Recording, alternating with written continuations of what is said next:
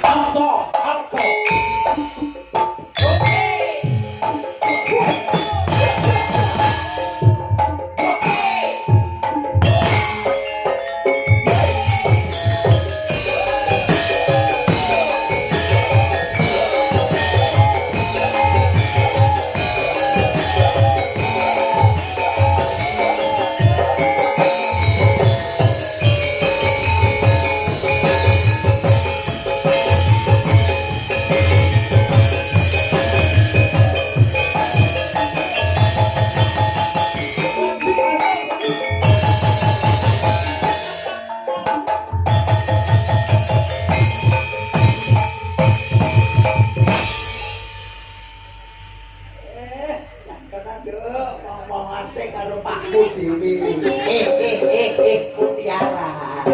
Mutiara bapak lenggah wonten mriki. Corona ki malah goreng ki mosok pakku goreng. Ya bapak lenggah kene. Nggih, sungkem sik karo bapak bar nglumbungan karo aku. Dadak sungkem riyen iki. Lho piye tok karo bapakku disungkem wong jenenge anak nun sewu lho, Nduk.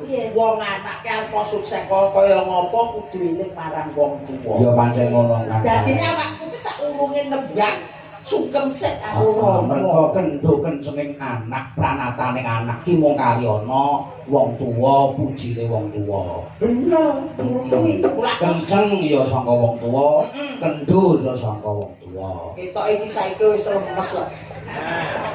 Ning masalah ngeten. Pripun? Sosokan niku ngeten panggung sampun diakoni. Ngeten iki.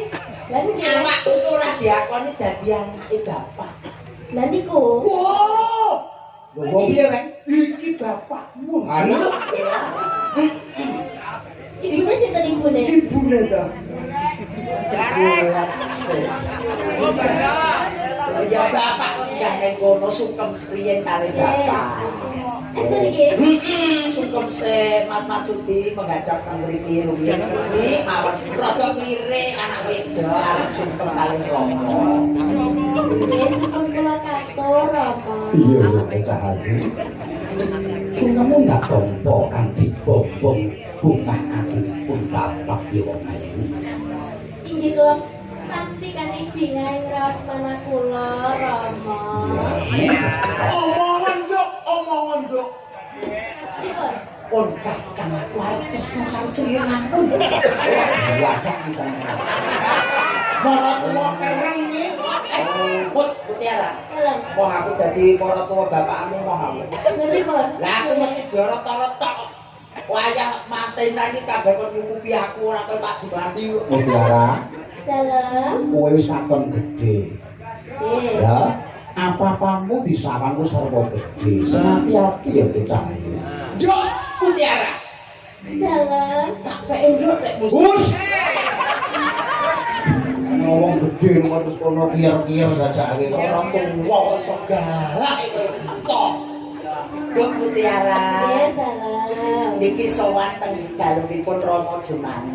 Nggih, kalian ibu? Ibu lali jenenge Tati. Nggih, Bu Tatin. Bukati. Bukati.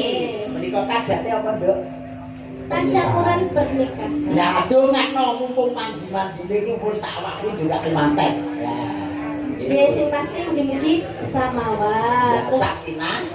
mawaddah warahmah. Terus rezekinipun nggih lancar barokah. Amin, amin ya rabbal alamin. Terus enggal Pinak omongan. nggih leres. Ya dadine nek wis duwe omongan awake dhewe sing duwe gandulane ngati ya, Nduk ya. Nggih. Kaya awake dhewe kae.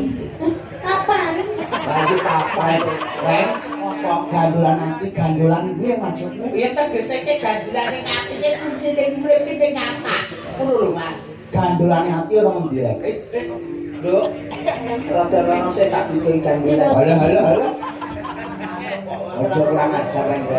Nggih, ayo biak-biak wae dhewe nyambut gawe terus ki gawe lagon sing jumbo kalih kawontenan. Nggih. Lagune apa? Coba Kang Gareng. Nggih. Iki kula nyuwun cocok karo swasana. Nggih.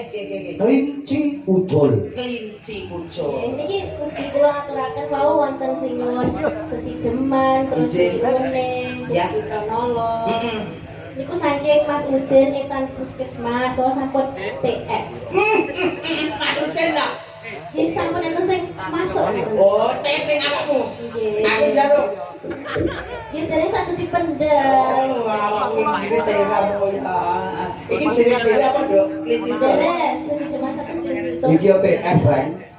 Kok TF? TF nopo? Lho. Mas, iki malam Senin ora malam Jumat kosong TF kono. Tanggapan arang-arang ngamuk-ngamuk nyawa. Ya. Mungkin aturaken sugeng dalu Banen. Nggih, Banen, alhamdulillah rawuh. Setia menjadi kula. Nggih, to Banen ki wong dimanapun Ki Marsudi bawa sono live, itu dia pasti datang. Kencang Banen nggih, dan bakune ketoyo napa enak. Moga. Ngubengi kutha niku nggih. Nggih. Yuk, kelinci ucul, Mbak. Putih arah. Monggo.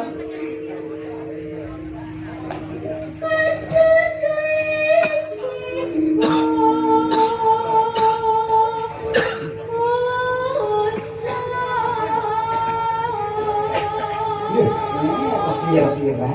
Kandhani kok bocah iki mesti swarane mesti kepenak. Andurane gedhe kok ya.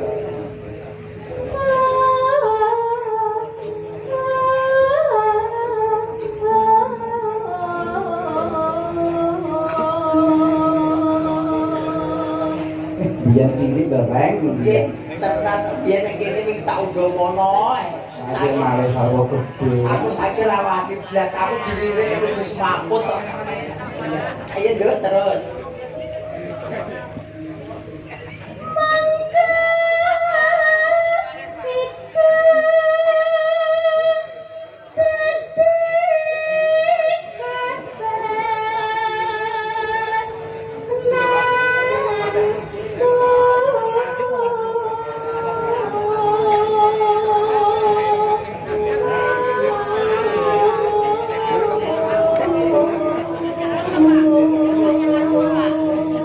Dulur mbikin kok gede rawuh ngaturaken wilujeng rawuh, wilujeng mirsani. Terus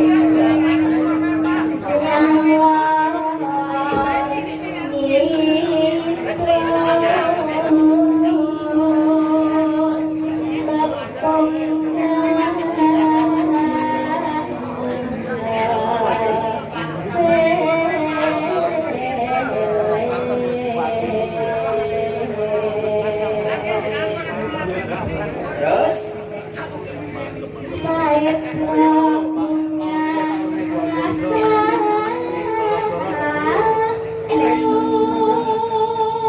iya.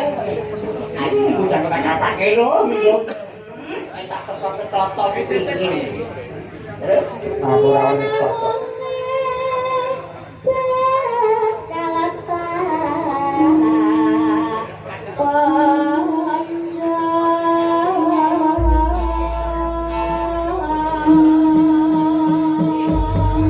langgam kelinci ucul. Monggo Mbak Mutiara. Sabto Argo.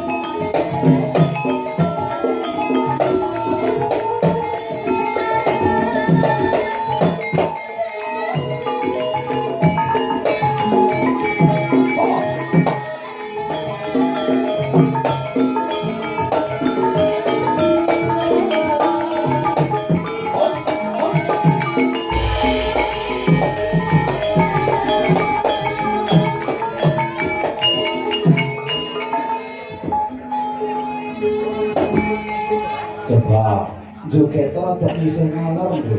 Ngalor itu gede. Nengen ya liwa, ya nengen ya liwa. Ini kuatan ternyata.